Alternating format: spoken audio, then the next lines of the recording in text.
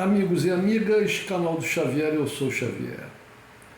Meus amigos, a mídia tem noticiado, repercutido muito, a questão de Mariupol, uma cidade lá no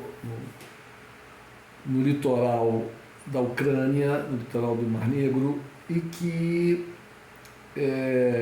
está cercada pelos russos e que existe uma resistência por parte de forças ucranianas que se refugiou num complexo industrial dessa cidade. Essa resistência, esses militares estariam junto com civis, que seriam milhares, né, não se sabe exatamente qual o número, eles estariam dentro desse complexo industrial que parece que tem vários andares subterrâneos, corredores, etc. Então estariam lá essas milhares de pessoas. A questão toda é o seguinte: os jornais do Ocidente, os políticos do Ocidente, inclusive até o secretário-geral da ONU, né, o Guterres, português, estão muito preocupados. Inclusive o Guterres foi lá falar com Putin sobre um cessar-fogo, né, para que fossem criados corredores humanitários para tirar os civis que lá estão. Acontece que a pergunta que não quer calar é o seguinte: por que civis estariam escondidos nesses lugares junto com militares ucranianos? Fica parecendo que esses civis estão sendo usados como escudos, porque se não fossem esses civis lá, as forças russas já teriam atacado com muita intensidade e teriam ou matado ou capturado esses militares. E acontece que é muito comum, isso acontece, que quando militares estão cercados junto com populações civis, eles tentam escapar disfarçados de civis, né? E os russos querem capturar esses militares que lá estão porque, número um, seriam do regimento Azov, nazistas do regimento Azov, que tantos crimes cometeram na Ucrânia. E parece que não só do regimento Azov, mas também do Pravi Sector, que é o partido nazista, e de outros grupos neonazistas ucranianos. Também outros que não são exatamente desses grupos neonazistas, mas que pertencendo ao governo da Ucrânia, cometeram muitos crimes contra populações russófonas da Ucrânia. No entanto, tem uma pressão muito grande por parte do Ocidente, volto a dizer, por parte da mídia, por parte dos políticos, de líderes de nações da Europa, os americanos, os ingleses, com relação a essa questão de Mariupol. Aí uma notícia saiu no jornal turco de 22 de abril, ou seja, nessa semana passada, que dizia que lá em Mariupol estariam algumas dezenas de altos oficiais de exércitos de países ocidentais, sendo que a maior parte deles seriam altos oficiais franceses que estariam lá junto com esses grupos militares e paramilitares das forças regulares do exército ucraniano e dos neonazistas ucranianos. Agora, a questão é que esses países ocidentais, eles não estão oficialmente em guerra com a Rússia, né? Portanto, o que estariam fazendo esses militares desses países, né, junto com as forças regulares ucranianas, com as forças regulares que estão em combate? Veja, eles não estão em regiões que não estão havendo conflito, que não está havendo batalhas, ajudando no treinamento. Eles não estavam lá antes ajudando, não. Eles estariam participando da guerra contra a Rússia, junto com as forças regulares e paramilitares da Ucrânia. Vejam que já foi capturado um cidadão francês, um militar francês, um militar inglês, que inclusive parece que havia lutado na guerra da Síria. Então, se isso realmente aconteceu, esse militar inglês é um militar de operações especiais, dessas forças realmente que vão para o exterior, né, fazer ações até de terrorismo, porque os militares, os países ocidentais fazem terrorismo. Só que eles fazem terrorismo contra islâmicos, né, contra asiáticos, contra não brancos. Então isso não repercute na mídia, isso não é considerado terrorismo. Não é considerado terrorismo. Terrorismo é só quando um não branco, né, ou quando um branco, mas quando são atingidas populações europeias e americanas, né, ou organismos estatais europeus ou americanos. Aí isso é terrorismo. Mas atacar populações civis, atacar centros urbanos de países do chamado terceiro mundo, isso não é terrorismo.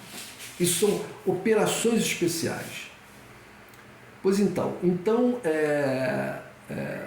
segundo o jornal, o Macron teria dado ordens, o governo francês teria dado ordem para esses oficiais franceses que estão lá em Mariupol, que seriam a maior parte dessas dezenas, talvez 50, 60 militares de alta patente, né, europeus. Então, os franceses seriam a maior parte, né, a grande maioria, e eles receberam ordem do governo francês para não se renderem, porque se eles se rendessem, ia repercutir muito mal e fossem capturados pelos russos. Obviamente isso viesse à tona e a mídia tivesse que reportar isso ia pegar muito mal junto à opinião pública francesa, e Macron correria o risco de perder a guerra, perder a eleição, que não deixa de ser uma guerra, de perder a eleição, né? Então, a manchete do jornal turco com relação a essa notícia é que Macron teria deixado seus oficiais para morrerem, né, lá cercados pelos russos, com ordem de não se renderem, para salvar o governo dele.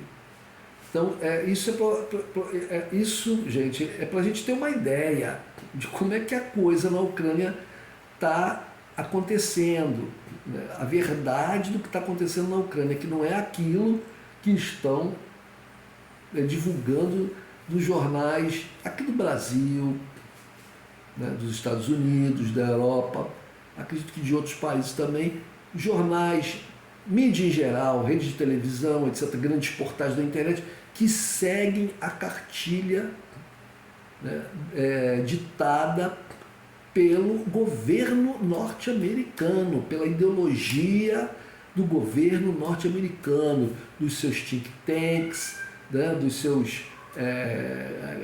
das suas grandes redes de inteligência, das suas grandes redes de comunicação, né, que são privadas, mas são todas ligadas ao governo americano, principalmente o chamado Deep State, o Estado profundo. Eles podem ter uma desavença com esse ou aquele governante da hora, né? Mas eles são atrelados ao Deep State, aquele Estado profundo, aquela estrutura governamental norte-americana que, independente do governo que esteja na hora, ela continua, né? São as políticas de Estado, não são políticas de governo. São as políticas de Estado que estão lá desde dos primórdios da história americana, quando eles desenvolveram a ideia de que tinham um destino, né? Um destino manifesto, né? E que esse destino era justamente a manifestação do seu poder sobre as outras nações e o seu domínio do mundo. Então, gente, isso é para a gente ter uma ideia de como é que a coisa acontece lá na Ucrânia. A questão dos laboratórios, né, que a mídia ocidental não fala mais, os laboratórios que foram descobertos pelos russos, laboratórios de manipulação biológicas e químicas,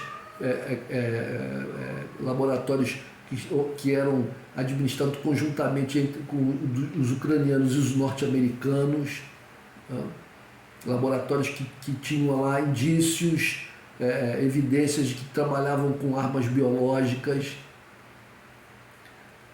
A questão da expansão da OTAN para as fronteiras da Rússia, da colocação de várias ogivas nucleares, centenas de ogivas nucleares na Europa por parte dos americanos, sem contar com as ogivas nucleares que os franceses têm, que os ingleses têm, né?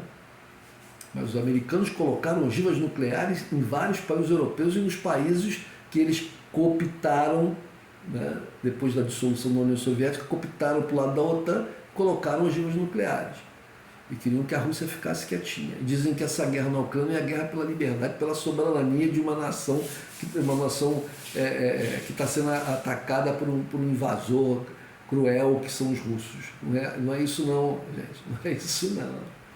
Meus amigos portugueses, meus irmãos portugueses, irmãos de sangue, estão sendo doutrinados aí por esse massacre midiático diário, hegemônico, contando uma história que não é verdadeira e que só vai trazer prejuízo para vocês, para a Europa e para o mundo inteiro. A guerra está indo por um caminho muito perigoso na região de Israel, Palestina, Líbano, Síria. Está havendo lá confrontos, os israelenses estão atacando os libaneses. Ontem atacaram Damasco, na Síria. Né? Na Europa tem a guerra na Ucrânia, tem os finlandeses e os suecos dizendo que querem entrar para a OTAN, né, que vão entrar para a OTAN. Os poloneses querendo entregar armas pesadas para os ucranianos, né, fazendo atravessar, junto com os búlgaros, atravessar armas em quantidade que são enviadas pelos Estados Unidos, pela Inglaterra para a Ucrânia. Né? Lá na Ásia, os norte-americanos, né, junto com australianos, japoneses, estão ali fustigando a China na sua área próxima, no mar, que tem o nome de Mar da China, onde o comércio chinês majoritariamente passa, e eles querem ali impedir que a China tenha o domínio e o controle dessa área, né? A fustigação com relação à questão de Taiwan, a entrega de armas, o treinamento de militares. Olha, gente,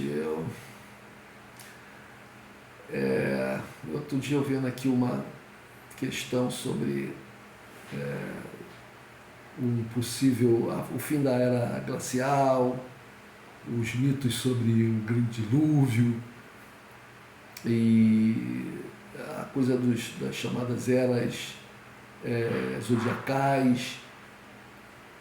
E existe uma discussão entre os estudiosos dessa área, aqueles que estudam astrologia, mas aqueles que estudam as tradições das civilizações antigas, a cosmogonia, a cosmologia desses povos antigos, a ciência desses povos antigos. Existe uma discussão sobre se nós já teríamos entrado, né, na era de Aquários ou não. Mas o fato é que, se não entramos, estamos ali no limiar, né? Estamos ali na fronteira. E, segundo essas tradições antigas, é um período de transição, de transformações. E as transformações podem ser muito dolorosas. Vejamos nós que, desde o início do século XX, nós entramos no século XX com 11 de setembro, né, o ataque ao poderio americano direto lá nas Torres Gêmeas, do World Trade Center, e em sequência disso os Estados Unidos impuseram ao mundo a chamada guerra contra o terror, né, e que foram 20 anos de terror, praticamente. Depois tivemos a crise econômica de 2008, 2007, 2008, né, que arrastou muita gente para a miséria, muitas economias foram a pique, né, a população do mundo em geral empobreceu bom, aí viemos nos recuperando, aí tivemos em 2020 a Covid, que foi um terror, e aí quando o mundo começa a respirar da Covid, vem a guerra na Ucrânia e todo esse entrever aí que parece que está tomando corpo, Então, gente, é da gente ficar preocupado, né? É isso. Bom, meus amigos, é isso que eu queria falar para vocês. Vou ficando por aqui. Um abraço.